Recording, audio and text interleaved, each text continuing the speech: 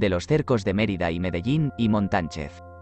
Agora volviendo a decir de los cercos de Mérida y Medellín y Montánchez, sabed que se pusieron en el verano del año de 1479, 5 meses poco más o menos tiempo después de la batalla de Mérida que el maestre hubo con los portugueses. Era caudillo mayor de estos cercos el dicho maestre de Santiago don Alfonso de Cárdenas, y pusieron ambos a un tiempo, y el maestre se puso sobre Medellín el más del tiempo en un lugar que llaman Menga, Abril, y tenían gente en Don Benito, y tenían repartidos muchos capitanes por el campo en las comarcas de Medellín donde convenía, de manera que estaban las guarniciones a 1 legua y media de Medellín, y de allí la corrían cada día, y había en la guarnición de este cerco muchos capitanes del rey. Estaba don Martín de Cabra y Luis Puertocarrero y el mismo conde de Medellín a quien la condesa su madre tenía por fuerza la villa y fortaleza, y otros con gentes de diversas partes y lugares de Castilla. El cerco de Mérida estaba de otra manera, que los cercadores tenían la villa, y los cercados la fortaleza donde recibieron muchos combates de tiros de pólvora y cuartagos y ingenios, donde recibieron muchos daños los unos de los otros, y había en este cerco por capitanes don Pedro Puertocarrero, señor de Moguer, yerno del maestre, y Juan Núñez de Prado, natural de Medellín, y Juan de Vera, alcaide de la misma ciudad de Mérida y capitán mayor, y Sancho del Águila y otros capitanes del rey con muy aderezada gente. Y al tiempo de estos cercos siempre la condesa y el obispo de Évora estuvieron en Medellín y esperaban socorro, y nunca les vino. Estuvieron 3 meses poco más o menos y dieronse partido cerca de San Miguel, y diose primero la condesa en Medellín, y entregó la fortaleza en la cual entró Luis Puertocarrero, señor de Palma, en nombre del rey. Y dende a ciertos días salieron los portugueses de Mérida, y entregaron la fortaleza al maestre, y andando en los tratos de esto, se comenzaron al tratar las paces de entre Portugal y Castilla, y antes que los portugueses cercados se fuesen a Portugal, destrocaron los prisioneros todos que se tenían desde el comienzo de las guerras los unos por los otros que allí estaban y trajeron los que estaban en Portugal, y llevaron a Portugal los que estaban en Castilla, y todo esto fue en los partidos de Mérida y Medellín, y luego concertaron y apregonaron paces entre Castilla y Portugal en el dicho año de 1479 años. Duró la dicha guerra 4 años y 9 meses. Montánchez, que es una gran fortaleza cerca de Mérida y muy fuerte del maestrazgo de Santiago que estaba por el clavero don Alfonso Monroy, maestre de Alcántara que llamaban, quedó de esta vez por ganar, aunque siempre en los dichos cercos había estado bien cercado de gente del rey y del maestre que la tuvieron siempre puesta guarnición en Valdefuentes. Sobre este quedaron guarniciones como se estaban, y fasta que dende 5 o 6 meses entregó la fortaleza don Francisco Fijo del dicho clavero maestre de Alcántara que se decía, al maestre de Santiago por partido, sin concierto de su padre, y se vino a vivir con el maestre y lo casó con una parienta suya hermana de Francisco de Cárdenas, alcaide que fue de Reina, y ansí jobo el maestre la fortaleza de Montánchez que es una de las fuertes de Castilla. De cómo el rey don Fernando fue a Aragón a la muerte de su padre, que falleció en este tiempo.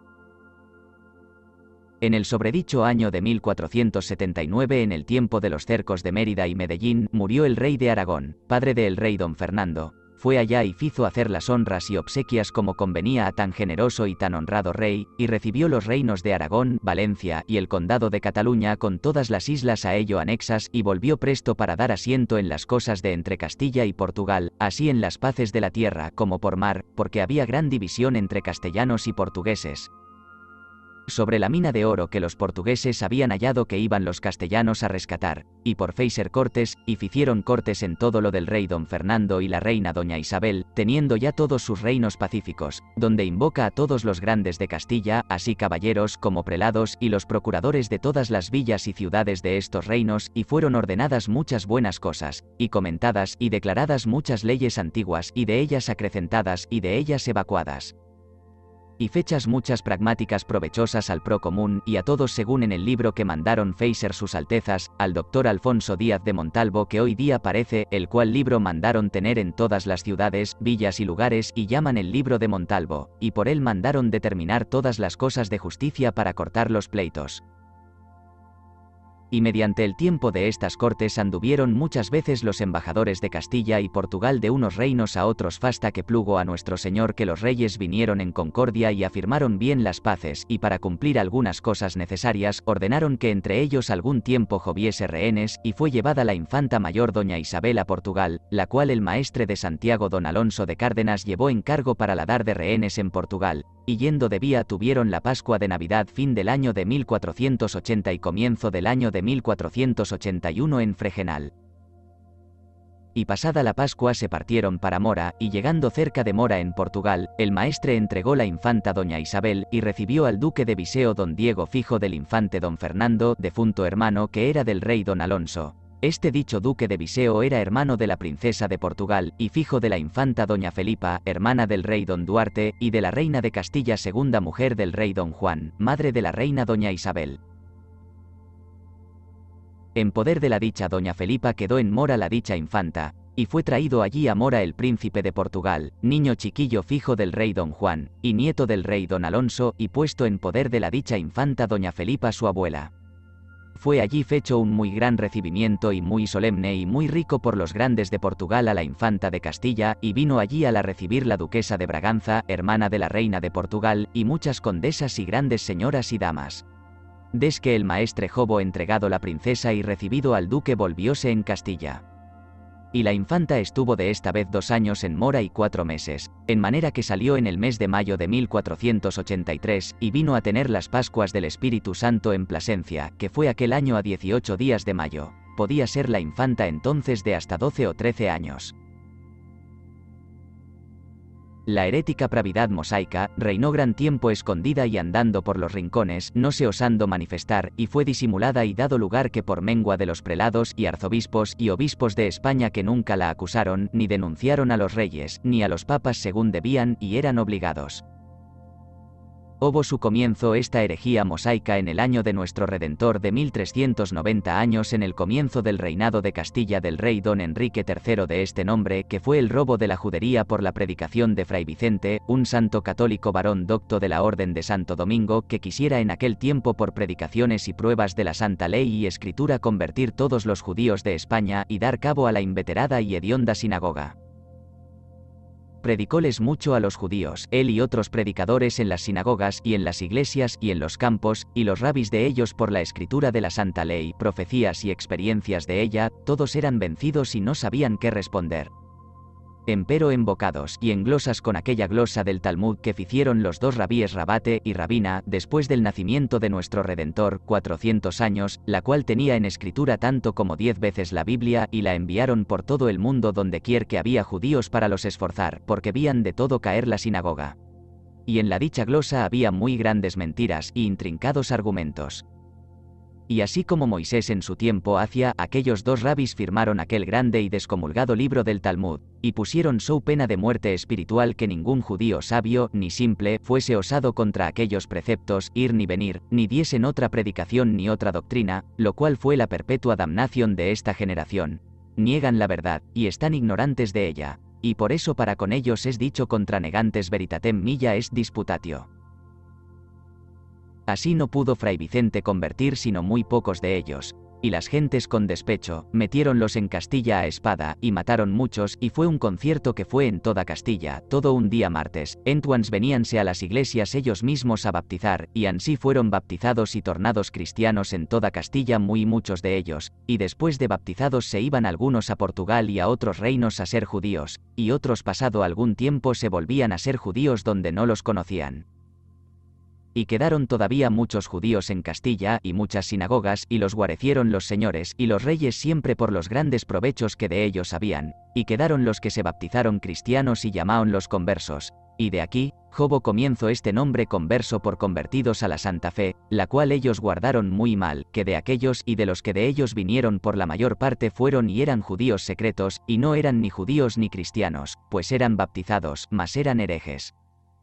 Y sin ley, y esta herejía Jobo de allí su nacimiento como habéis oído, y Jobo su impinación y lozanía de muy gran riqueza y vanagloria de muchos sabios y doctos y obispos y canónigos y frailes y abades y sabios y contadores y secretarios y factores de reyes y de grandes señores.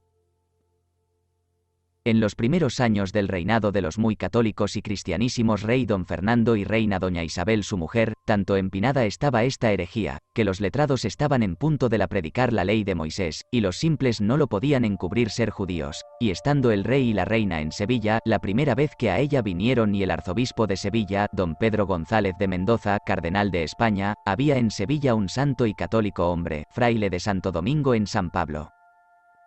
llamado Fray Alonso, que siempre predicaba y pugnaba en Sevilla contra esta herejía. Este y otros religiosos y católicos hombres, ficieron saber a el rey y a la reina el gran mal y herejía que había en Sevilla. Sometieron el caso al arzobispo que lo castigase y ficiese enmendar, y él fizo ciertas ordenanzas sobre ello, y proveyó de ellas en la ciudad y en todo el arzobispado. Puso sobre ello en la ciudad diputados de ellos mismos, y con esto pasaron obra de 2 años y no valió nada, que cada uno hacía lo acostumbrado, y mudar de costumbre es apartar de muerte. Ofera pessima formes peccati, nutrimentum facinoris pabulum mortis. O bestia fiera, malvada, disforme pecado nutrimento de traición, hallamiento de muerte, perdimiento de vida. Podéis saber que según lo vimos en cualquier tiempo que esta fiera pésima es la herejía, y como en aquel tiempo los herejes y judíos malaventurados huían de la doctrina eclesiástica, ansí huían de las costumbres de los cristianos. Los que podían excusarse de no baptizar sus fijos, no los bautizaban, y los que los bautizaban, lavábanlos en casa desque los traían, y de esto se halló infinita culpa en el reconciliar de infinitos viejos que no eran bautizados, y los inquisidores los ficieron y facían después bautizar. Habéis de saber, que las costumbres de la gente común de ellos ante la Inquisición, ni más ni menos que era de los propios hediondos judíos, y esto causaba la continua conversación que con ellos tenían. Ansí eran tragones y comilones, que nunca perdieron el comer a costumbre judaica de manjarejos y olletas de afinas, manjarejos de cebollas y ajos, y fritos con aceite, y la carne guisaban con aceite, y lo echaban en lugar de tocino y de grosura por excusar el tocino, y el aceite con la carne es cosa que hace muy mal oler el resuello. Y ansí sus casas y puertas gedían muy mal a aquellos manjarejos, y ellos ese mesmo tenían el olor de los judíos por causa de los manjares y de no ser bautizados. Y puesto caso que algunos fueron bautizados, mortificado el carácter del baptismo en ellos por la credulidad, y por judaizar, gedían como judíos, no comían puerco si no fuese en lugar forzoso, comían carne en las cuaresmas y vigilias y 4 témporas de secreto, guardaban las pascuas y sábados como mejor podían, enviaban aceite a las sinagogas para las lámparas, tenían judíos que les predicaban en sus casas en secreto, especialmente a las mujeres muy de secreto, tenían judíos rabis que les degollaban las reses y aves para sus negocios. Comían pan cenceño al tiempo de los judíos, carnes tajeles, hacían todas las ceremonias judaicas de secreto en cuanto podían. Así los hombres como las mujeres siempre se excusaban de recibir los sacramentos de la Santa Iglesia de su grado, salvo por fuerza de las constituciones de la Iglesia. Nunca confesaban la verdad, y acaeció a confesor con persona de esta generación cortarle un poquito de la ropa, diciendo: pues nunca pecaste, quiero que me quede vuestra ropa por reliquia para sanar los enfermos. En Sevilla fue un tiempo que se mandó que no se pesase carne el sábado, porque la comían todos los confesos el sábado en la noche y mandáronla pesar los domingos de mañana.